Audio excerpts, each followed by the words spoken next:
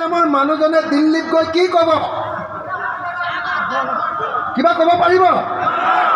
কৰিমগঞ্জতে যি মানুহজনে মুখেৰে মাতিব নোৱাৰে, কথা ক'ব নোৱাৰে, অসমত যিজন মানুহৰ ভইচ আজিলৈকে মই কোনোদিন শুনা নাই, হয়নে?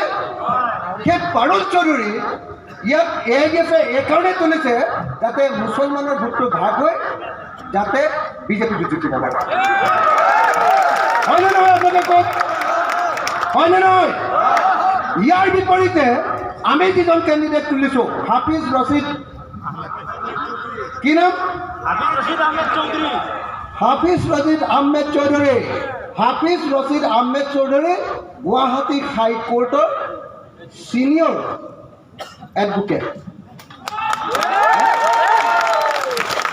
তেখেতৰ সন্মান এজন জাজৰ, গুৱাহাটী হাইকোৰ্টৰ এজন জাজৰ সন্মান, যেনেকৈ জাজ এজনৰ যিমান সন্মান থাকে এজন জাজৰ নিচিনা তেখেতক অসমৰ মানুহে সন্মান কৰে। হাফিজ ৰছিদ চৌধুৰী হিমন্ত বিশ্ব শৰ্মা, মই যিজনক আটাইতকৈ বেছি বেয়া পাওঁ, সেই হিমন্ত বিশ্ব শৰ্মায়ো ছাৰ বুলি মাতে, হয়নে নহয়? এতিয়া হিমন্ত বিশ্ব শৰ্মাৰ দালাল কৰিমুদ্দিন বৰভূঞা, তেওঁৰ এজেণ্ট পাৰুল চৌধুৰী। এতিয়া পাৰুল চৌধুৰীক আপোনালোকে ইয়াৰ পৰা MP জিকাই পঠিয়ালে ভাল হ'ব নে হিমন্ত বিশ্ব শৰ্মাই ছাৰ বুলি মতা হাফিজ ৰছিদ আহমেদ চৌধুৰীক আপোনালোকে MP জিকালে ভাল হ'ব?